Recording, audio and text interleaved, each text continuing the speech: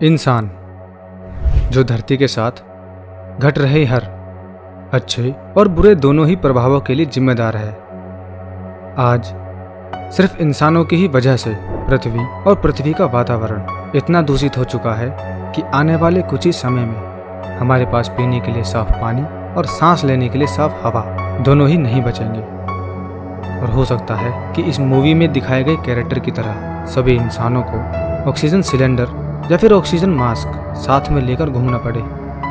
और ये ज़रूर होगा अगर हमारे इन्वायरमेंट के सुधार के लिए जल्द ही कुछ ना किया गया तो। और इस इन्वायरमेंट में हुए पॉल्यूशन की जिम्मेदारी भले ही कोई ले या ना ले, पर कौन सा देश सबसे ज़्यादा जिम्मेदार है इसके बारे में आप ज़रूर पता लगा सकते हैं। बस बने रहिए वीडियो में अंत तक।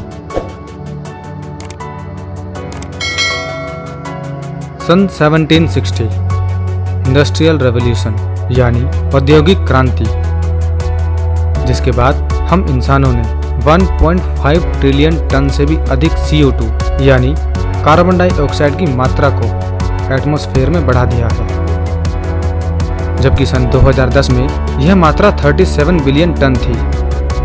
और ये मात्रा सन 2000 के हिसाब से 50% ज़्यादा है। और अगर बात की जाए सन 2000 से 50 साल पहले की, तो सन 2000 की मात्रा 50 साल पहले के मुकाबले 3 गुना ज़्यादा है।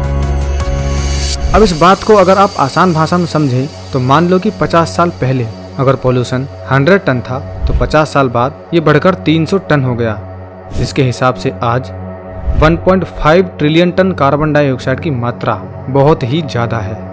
और सिर्फ कार्बन डाइऑक्साइड ही नहीं बल्कि और भी हार्मफुल गैसेस जैसे मीथेन और नाइट्रस ऑक्साइड। और अगर ग्रीन हाउस गैसेस को कंबाइन करके देखा जाए तो हम इंसान हर साल 51 बिलियन टन कार्बन डाइऑक्साइड को एटमॉस्फेयर में एमिट कर रहे हैं, इसे बढ़ा रहे हैं। और ये मात्रा समय के साथ बढ़ती ही जा रही है। और इसमें कोई दो राय नहीं कि हमारे लिए पोल्यूशन की मात्रा को कम करना बहुत ही ज़्यादा ज़रूरी हो गया है। और ये बात आप भी जानते हैं। आपने ऑब्जर्व किया होगा कि हर साल पॉल्यूशन की बढ़ती हुई मात्रा अपना ही रिकॉर्ड तोड़ती जा रही है। और परिणाम के रूप में फिलहाल हवा की गर्म लहरें, भारी मात्रा में ग्लेशियर्स का पिघलना, नॉर्थ पोल पर कम होती बर्फ की मात्रा देखने और सुनने को जरूर मिलती है, जिसका जिम्मेदार सिर्फ और सिर्फ पॉल्यूशन है। अब ये पॉल्यूशन फैला तो सभी देश रहे हैं, वो चाहे वेल डेवलप्ड कंट्री जैसे USA या स्विट्जरलैंड हो, या फिर डेवलपिंग कंट्री इंडिया, पाकिस्तान या मलेशिया। पूरे वर्ल्ड में मौजूद सभी देश और देशवासी जिम्मेदार हैं इस क्लाइमेट चेंज और पॉल्यूटेड एनवायरनमेंट के लिए। जहां समस्या ये भी है कि सभी देश चाहते तो हैं कि इसे कम किया जाए, लेकिन वो सभी ये भी चाहते हैं कि पहले आप करें, यानी एक दूसरे के भरोसे सभी बैठे हैं। क्योंकि पॉल्यूशन का मेन कारण इंडस्ट्रीज एंड व्हीकल्स हैं। अब ये दोनों ही काम रोक दिए गए या फिर इन पर काम कम कर दिया जाए तो उस देश की तरक्की भी रुक जाएगी या फिर कम हो जाएगी। इसलिए जिन देशों ने अपने आप को अच्छे से डेवलप यानी विकसित कर लिया है, उनका कहना है कि कार्बन डाइऑक्साइड की एमिशन अब उनकी जीवन शैली का हिस्सा है, मगर डेवलपिंग कंट्रीज इसे कम करने में एक महत्वपूर्ण भूमिका निभा सकते हैं। कहने का मतलब है कि वो तो विकसित हो चुके हैं, इसलिए अगर वो अपनी मैन्युफैक्चरिंग को कम कर देंगे या फिर सड़कों पर गाड़ियों का चलना कम करवा देंगे तो उनके रोजगार और अर्थव्यवस्था पर भारी प्रभाव पड़ेगा। लेकिन जिन देशों के विकास कार्य अभी चल रहे हैं, उन्हें ऐसा कोई काम स्टार्ट नहीं करना चाहिए जो कि कार्बन डाइऑक्साइड को बढ़ावा दे। लेकिन दोस्तों, क्या आपको नहीं लगता जितने भी मैन्युफैक्चरिंग कंपनीज या फैक्ट्रीज हैं, उनमें से अधिकतम कंपनीज और फैक्ट्रीज हार्मफुल गैसेज रिलीज करती हैं। अब ऐसे में डेवलपिंग कंट्रीज डेवलप्ड कंट्रीज को धोखेबाज मानते हैं और कहते हैं कि डेवलप कंट्री ने खुद तो पॉल्यूशन करके अपने आप को विकसित कर लिए, और बात जब उनके डेवलप की आई तो कहते हैं कि अगर तुम अपने देशों को इंडस्ट्रियलाइज करोगे तो उससे पॉल्यूशन और भी बढ़ेगा। अब देखा जाए तो दोनों की ही बात ठीक भी है। आखिर कौन अपनी ग्रोथ को कम करना चाहेगा, और जिनकी ग्रोथ नहीं हुई वो भी आगे क्यों नहीं बढ़ना चाहेंगे। अब मेरी ओर से इसका जवाब है कि संसार में सभी को सिर्फ अपनी ज़रूरत के हिसाब से ही काम करना चाहिए। क्योंकि आपने देखा होगा कि कई ऐसे बड़े बड़े घर बने हुए हैं जिनमें सिर्फ 2-4 लोग ही रहते हैं, जिसका परिणाम ये हुआ कि जितनी ज़मीन ली गई है उसका सही से इस्तेमाल नहीं हो पाया। और ऐसे और भी एग्जाम्पल हैं जैसे बड़ी बड़ी गाड़ियाँ, जरूरत से ज़्यादा फूड को लेना और उसे वेस्ट करना। ये सब हम कंट्रोल कर सकते हैं। मतलब जितनी ज़रूरत है उतना ही इस्तेमाल करना। और जिस दिन ऐसा हो गया, मुझे उम्मीद है कि उस वक्त से लोग काफ़ी संतुष्ट और सुख से रह पाएंगे। आपका इस बात पर क्या विचार है, कमेंट जरूर करिए। नाउ, कौन सा देश सबसे ज़्यादा कार्बन डाइऑक्साइड को एटमॉस्फेयर में एमिट करता है, जानते हैं इसके बारे में। तो साल 2017 में पूरे वर्ल्ड ने 36 बिलियन टन कार्बन डाइऑक्साइड को एमिट किया, जिसमें से 50% कार्बन डाइऑक्साइड का जिम्मेदार एशिया के देश हैं।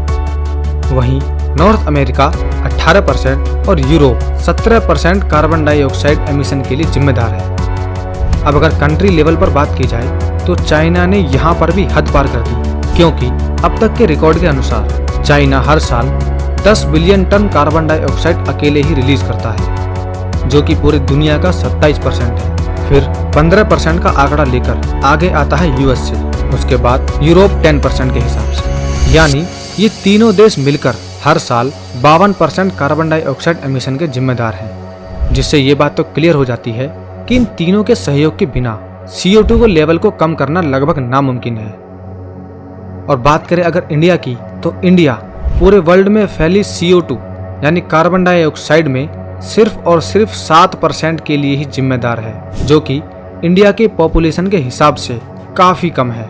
और इस बात का अंदाज़ा अब इस बात से लगा सकते हैं कि वर्ल्ड में चाइना पॉपुलेशन के मामले में नंबर 1 पर आता है और वो रिलीज करते हैं 27% कार्बन डाइऑक्साइड को, जबकि इंडिया पॉपुलेशन के मामले में दूसरे नंबर पर आते हुए भी मात्र 7% कार्बन डाइऑक्साइड रिलीज करते हैं। इस लिस्ट में दिए गए ये टॉप 10 कंट्रीज पूरे वर्ल्ड में फैले 75% कार्बन डाइऑक्साइड के लिए जिम्मेदार हैं। तो अब आता है दूसरा सवाल, क्या इतिहास में भी चाइना ही जिम्मेदार था सबसे ज्यादा पोल्यूशन को इंक्रीज करने के लिए, या कोई और?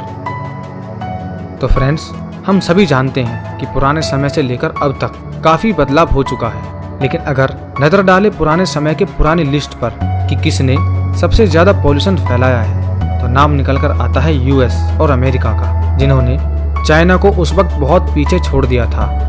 उस वक्त US 400 billion ton carbon dioxide produce करता था, जो ग्लोबली 25% था, और 20वीं शताब्दी में 396 बिलियन। वहीं Europe 22% carbon dioxide globally release करते थे, जहां चाइना का कार्बन डाइऑक्साइड एमिशन रेट था 13%, जो कि लगभग यूएस के एमिशन रेट से आधा था। और उस वक्त भारत 3% कार्बन डाइऑक्साइड के लिए ही जिम्मेदार था। और आज के समय में यूनाइटेड किंगडम मात्र 1% कार्बन डाइऑक्साइड की रिलीज के लिए जिम्मेदार है, जो कि 20वीं शताब्दी में 5% के लिए जिम्मेदार था। अब दोस्तों, ये बात भी सच ही है कि अगर किसी बात के लिए देश जिम्मेदार है तो उस देश के देशवासी भी उतने ही जिम्मेदार होते हैं। अगर इस पॉल्यूशन को पर पर्सन एमिशन को कैलकुलेट किया जाए, यानी अगर एवरेज निकाला जाए कि एक इंसान एक साल में कितनी कार्बन डाइऑक्साइड के लिए जिम्मेदार है, तो तेल और गैस के उत्पादक देशों में इसकी मात्रा सबसे अधिक पाई गई है। और सबसे ज़्यादा मात्रा कतर देश में है, जो है 49 टन पर पर्सन। यानी कतर देश में एक व्यक्ति एक साल में 49 टन कार्बन डाइऑक्साइड के लिए जिम्मेदार है, जिसके बाद कुवैत और टोबैगो जैसे देशों का नाम आता है। और बात करें सबसे ज़्यादा पॉपुलेशन वाले कंट्री चाइना की, तो चाइना में per person 7 ton carbon dioxide per year produce किया जाता है। दोस्तों, कार्बन का इस्तेमाल कई लोगों की लाइफ स्टाइल के लिए कुछ हद तक ज़रूरी भी हो गया है, क्योंकि जैसे जैसे लोगों के पास पैसा होता है वैसे वैसे उनकी ज़रूरतें भी होती हैं। और ज़्यादा पैसे वाले लोगों की ज़्यादातर चीज़ें उनकी ज़रूरतों की होती ही नहीं, क्योंकि इस संसार में ऐसे ऐसे लोग हैं जिन्हें बिना फैन यानी पंखे के भी नींद आ जाती है, तो कुछ लोग ऐसे भी हैं जिन्हें एसी में शानदार बेड पर भी नींद नहीं आती। पर ये एक ह्यूमन नेचर है, जिसे अगर ह्यूमन चाहे तो ज़रूर चेंज कर सकता है। पर जैसा कि आपने जाना कि जिस देश ने जितना ज़्यादा पॉल्यूशन फैलाया है, उस देश ने उतनी ही जल्दी तरक्की भी की है। और इस वक्त चाइना सबसे ज़्यादा कार्बन डाइऑक्साइड प्रोड्यूस करता है, जिसके रिजल्ट में वहाँ के गरीबों की संख्या घटती हुई देखी जा सकती है। और इस बात से ये क्लियर हो जाता है कि गरीबों से ज़्यादा अमीर लोग कार्बन की मात्रा को एटमॉस्फेयर में फैलाने के लिए जिम्मेदार हैं, क्योंकि कार्बन को फैलाकर ही वो अमीर बने हैं। लेकिन दुख की बात ये है कि प्रदूषण को फैलाने में जिन जिन देशों का सबसे बड़ा हाथ है, उनसे ज्यादा दिक्कतें प्रदूषण को लेकर वो देश उठा रहे हैं जो देश सबसे कम कार्बन प्रोड्यूस करते हैं। यानी डेवलप्ड कंट्रीज के मुकाबले डेवलपिंग कंट्रीज को ज्यादा परेशानियों का सामना करना पड़ता है पॉल्यूशन को लेकर। लेकिन इसकी जिम्मेदारी किसे लेनी चाहिए, जो कि क्लाइमेट चेंज और उसके प्रभावों को देखते हुए बहुत जरूरी हो गया है। तो इस बात का जवाब यहाँ पर क्लियर है कि इसकी जिम्मेदारी सबसे पहले चाइना की ही बनती है, और उसके बाद जितनी भी डेवलप्ड कंट्रीज हैं उन सबको मिलकर इस मेजर प्रॉब्लम का सॉल्यूशन निकालना चाहिए और ऐसे टेक्नोलॉजी का इस्तेमाल करना चाहिए जो कम से कम कार्बन डाइऑक्साइड रिलीज करे, और छोटे देशों में भी ऐसे टेक्नोलॉजी पहुंचाई जाए जो कम कार्बन को फैलाए लेकिन अफोर्डेबल रेट में, क्योंकि इंडस्ट्रीज और कंपनीज ही 90% जिम्मेदार हैं इस क्लाइमेट चेंज के लिए।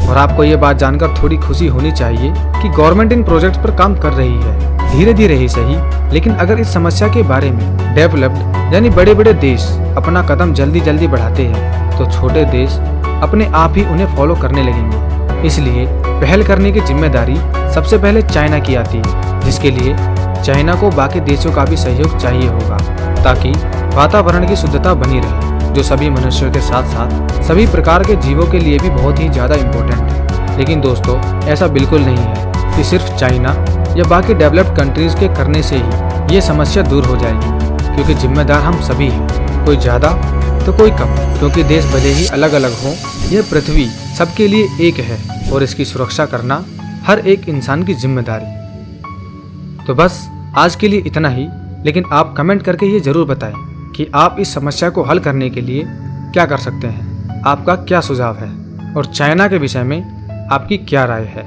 कमेंट जरूर करना, और ऐसे ही नॉलेजेबल और इन्फॉर्मेटिव वीडियोस के लिए इस चैनल को जरूर सब्सक्राइब करें, वो भी नोटिफिकेशन बेल आइकन को प्रेस करके। तो मिलते हैं अगली वीडियो में कुछ नए नॉलेजेबल एंड इन्फॉर्मेशन के साथ। तब तक के लिए stay fit and live healthy.